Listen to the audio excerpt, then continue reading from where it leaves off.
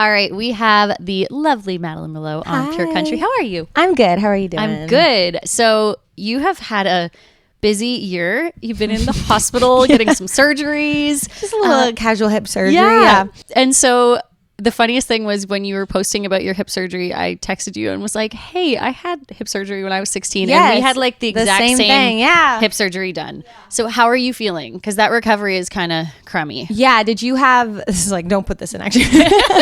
Did you have the FAI as well too? No. Okay. So that it's been okay. The recovery's been good. They had to shave some bone off, which made the recovery take a little bit longer. But I'm feeling a lot better. I just can't jump or run. No jumping, no running. No jumping, no running, which I love to do in my live show. So I'm just going to be a little more relaxed and move a little bit slower. But I'm just grateful to be off crutches for sure. Yeah, for sure. And you do have a busy summer coming up. You've got lots of shows. What are you most looking forward to about summer festival season in Canada? Because I think country music is such a cool genre. No other genre has the amount of shows that we get in the summertime, especially in Canada. Yeah. It's the best. It really is so incredible. I feel like you show up and it's all the other artists that are playing. So you get to see your friends sometimes or watch artists that you love. So there's like that whole element of it. And then just the fans that go to festivals are incredible. They've, saved up their money and bought the tickets. They've been looking forward to this. The energy is just top notch. Yeah. So you are going to be at Lasso in Montreal this year. So is this your first time? Mm-hmm. Okay. I've heard the best things about it too. So it is one of the coolest festivals I've ever been to. Yeah. You are on the Friday. So it's August 15th, 16th.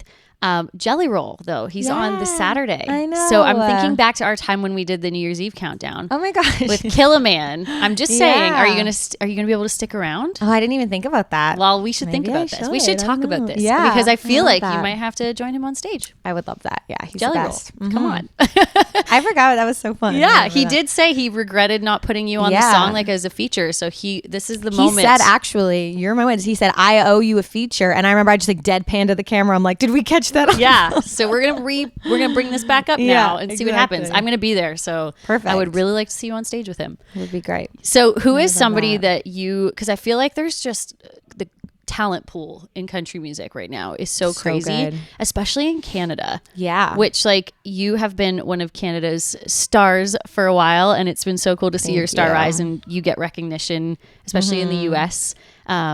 Who is someone that you are really like taking notice of right now in Canada that you're like, dang, look at you go?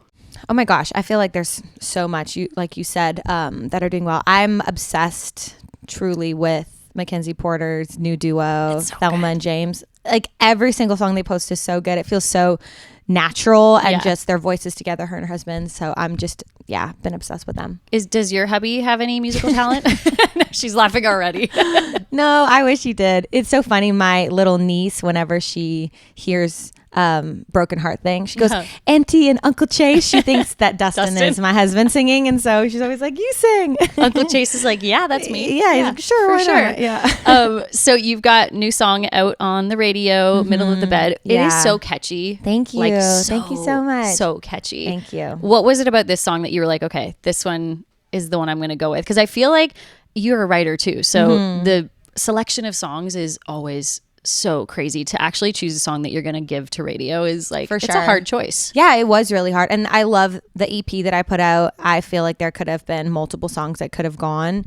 For this song, I feel like it's unexpected. It's, I feel like the most unique song on the project. It does something different, which is really exciting to me. And I just feel like I think my fans are going to like it. To keep it really simple, I just feel like that this is like a cool next step from me coming off a Broken Heart thing. Has a little more energy. There's some coolness to it. There's some weird sounds. I love the progression shift. I love the, feels almost like you're like spiraling late at night listening to it. I just feel like that song really captured what my vision for it was. And I think my fans are going to like it. It's so good. I'm obsessed with it. It's always in my head. Really? Stuck in my head all the time in the best way possible. Oh, good. And the music video for it. So I had to laugh when I was like, I wonder, were you like out in the middle of nowhere, or were you like in a field like that people were passing you by, just seeing you on an air mattress?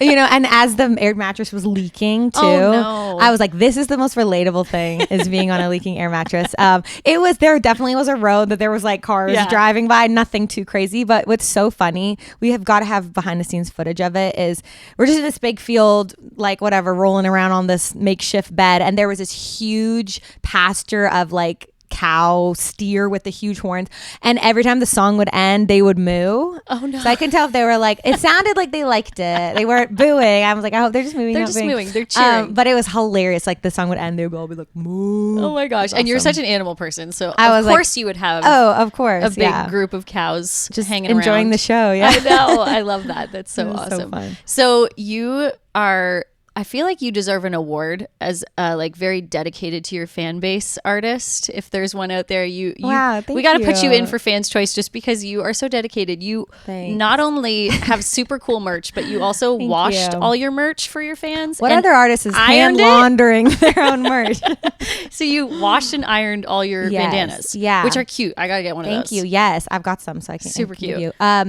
So I ordered them. They're so cute. I was really excited, and usually I get them delivered to my storage locker or do a festival or whatever, but I wanted to see them at my house, and so I got them delivered to my house, which I don't normally do. I took them out and they smelled just kind of like chemical, like factory or whatever, and I figured people would be wearing them around their neck or in their hair, and I was like, I don't want my fans to smell like a factory. And so in my personal washing machine I washed them all. How many were there?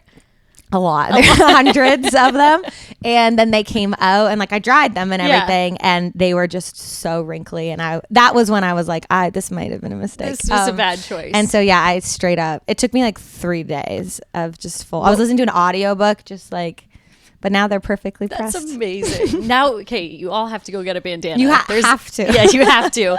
What was your husband thinking as he walked in and you were just like, he was like, you're insane, honestly. He was like, are you still doing that? I was like, they're so. Did he help you? Pile. He didn't, but my mother, like my mother-in-law texted me. She's like, I'll come over right now and help you steam these. I wanted to come help you. Very nice. Yeah, it was kind of like, you just zone out and do them, but it was quite time consuming. Yeah. Well, we all are going to grab one of those. Also, you're doing something super cool.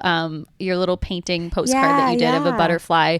Mm-hmm. Tell us about that and why you decided to do that. Such a cool, unique thing for an artist to sell. Thank you. Honestly, it was just like a last minute thing. I was like the Michael Scott meme where I'm like, this has been my dream for 15 minutes. But I was having like a weird day, and when I feel anxious, I like to paint. It's something that I always like to do. Thank you. It takes me a really long time. Like I'm not a fast painter. I like to listen to like painting music and spend 4 hours and paint like a bird or something. It was like freehand, not paint by numbers, right? No, it was freehand. Yeah. I was like, I couldn't even do that good, paint by numbers. Yeah. It's good. Yeah. Thank you so much. And then I was like, maybe it would be cool to create like a very like custom piece for my fans. And then I was like, what if I got it kind of printed on a card and sold them? They're like 5x7 kind of cards, and sold them at my show. And then all the proceeds would go to mental health care, which I'm so passionate about. So yeah, it was this really like last minute thing. I texted my tour manager. I'm like, can we do this? He was like, absolutely. So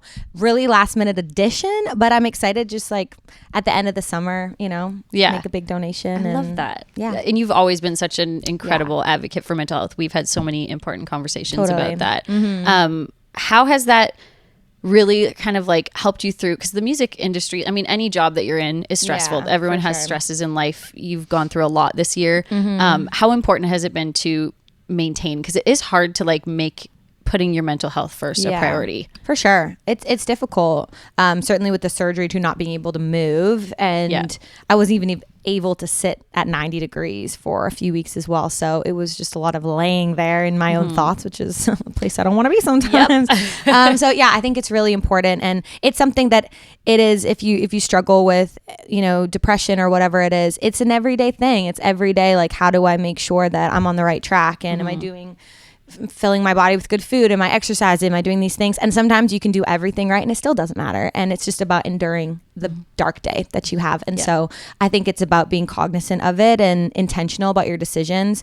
And then sometimes it be like that. And this is my journey. This is the thing that, affects me. And I'm going to survive this just like I've survived it every other time.